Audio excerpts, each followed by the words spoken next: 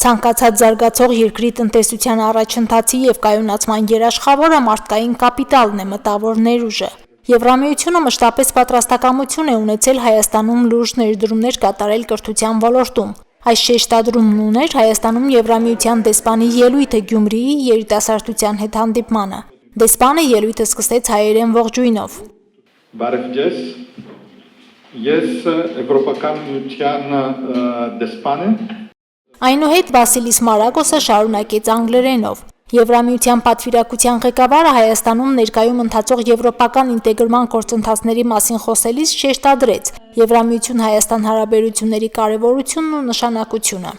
Թվում է, թե Եվրոպան եւ Հայաստանն իրարից բավականին հեռու են, բայց իրականում նրանք մոտ են իրենց պատմություններով։ Հայերը պատմականորեն կարևոր մասն են կազմում եվրոպական տարբեր երկրների տնտեսության, մշակութային եւ սոցիալական կյանքում։ Վստահ եմ, որ Եվրամիության տարբեր երկրների տարածքներում մենք ունենք գրեթե նույնքան հայեր, որքան Հայաստանում։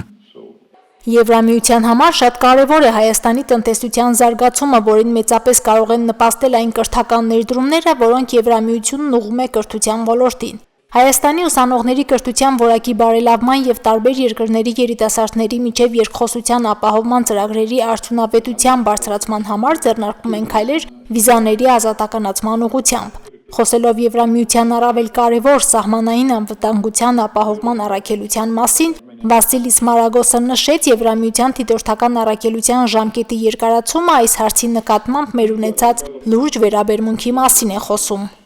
We have been working in the past few months. Եվրամիության պատվիրակությունը հատուկ ուշադրություն է դարձնում հայ-ադրբեջանական սահմանի ամբողջ երկայնքով իրականացվող մշտադիտարկմանը եւ փորձում է մասնակցություն ունենալ իրավիճակի կայունացման գործընթացներին։ Սա կօգնի տարածաշրջանում խաղաղության կարգավորմանն ու հաստատմանը։ Բացի դրանից Եվրամիությունը կարևորում է աջակցությունը հայկական զինված ուժերի զարգացմանն ու տարածաշրջանային անվտանգության ապահովմանը։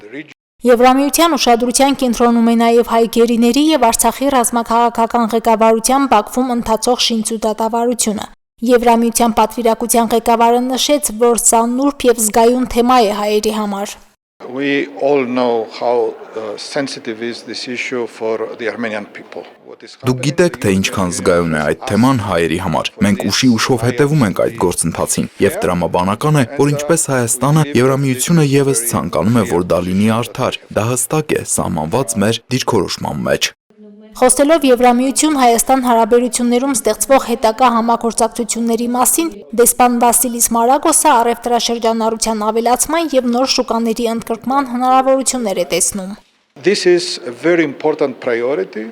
Առևտրաշրջանառության եւ ենթակառուցվածքների զարգացման տեսանկյունից է նաեւ շատ կարեւոր մեր հարաբերությունները։ Մենք աշխատում ենք մի շարք ոլորտներում, որոնց զարգացման համար Եվրամիությունը վերջին տարիներին Հայաստանում իրականացրել է 117 միլիոն եվրոյի ներդրումային ծրագիր, որի բաղադրիչներից մեկը նաեւ հայկական ապրանքների որակի բարձրացումն է, աջակցությունը նոր շուկաների հայտնաբերմանը։ Որպես օրինակ նշեմ, որ Եվրամիությունը մի քանի օր առաջ թույլ տվեց հայկական ձկնամթերքի արտահանումը եվրոպական շուկա։ Սա իհարկե նոր հեռանկարներ է բացում համագործակցության ոլորտում։